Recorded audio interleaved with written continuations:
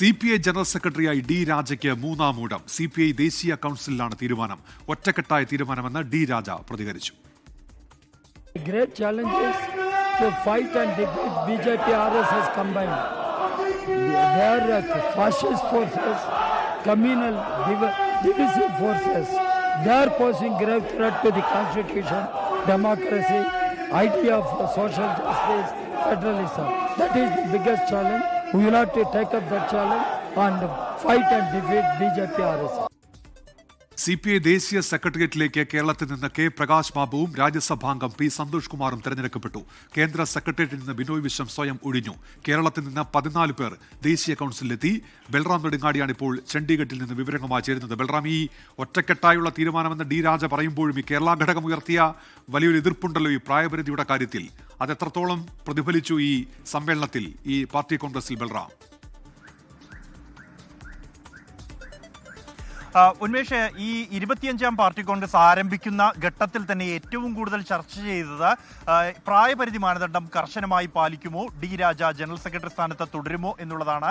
Party കോൺഗ്രസിന് കൊടിയിറങ്ങുമ്പോൾ അതിലെല്ലാം തന്നെ തീരുമാനമായിരിക്കുന്നു. പ്രായപരിധിയിൽ ഡി രാജയ്ക്ക് മാത്രം ഇളവ് നൽകിയിരിക്കുന്നു.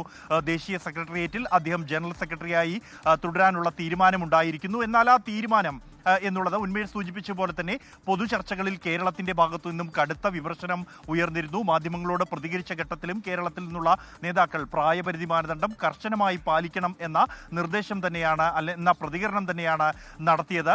ഈ പൊതുചർച്ചയിൽ നിന്ന് അപ്പുറത്തേക്ക് ഇന്ന് ദേശീയ കൗൺസിൽ അംഗങ്ങളെ തെരഞ്ഞെടുക്കാനുള്ള സമ്മേളനത്തിൽ പോലും ഈ ഒരു പ്രായപരിധി മാനദണ്ഡം കർശനമായി ചർച്ചയ്ക്ക് വന്നു എന്നുള്ളത് ശ്രദ്ധേയമാണ്.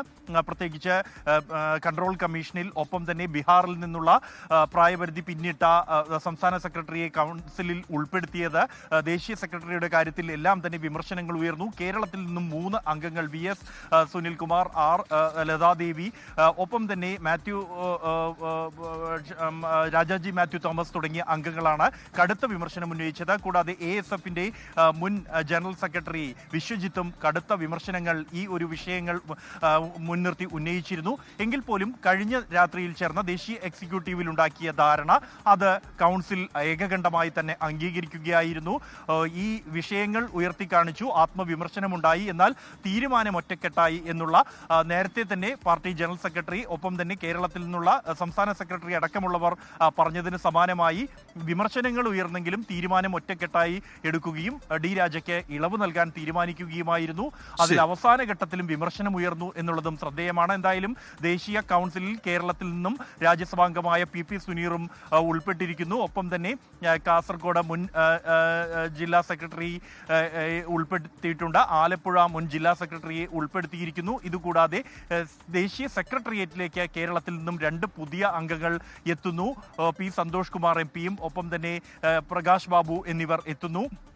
അതേസമയം സംസ്ഥാന സെക്രട്ടറി ബിനോയ് വിശ്വം കേരളത്തിൽ തിരഞ്ഞെടുപ്പ് വർഷത്തിലേക്ക് കടക്കുമ്പോൾ അവിടെ കൂടുതൽ ശ്രദ്ധ കേന്ദ്രീകരിക്കാൻ ലക്ഷ്യം വെച്ച് സെക്രട്ടേറിയറ്റിൽ നിന്നും മാറി നിൽക്കാനുള്ള തീരുമാനവും അറിയിക്കുകയായിരുന്നു. ശരി, ബൽറാം നെടുങ്ങാടിയാണ് ഇപ്പോൾ ചണ്ഡീഗഡിൽ നിന്ന് വിശദാംശങ്ങൾ നൽകിയത്.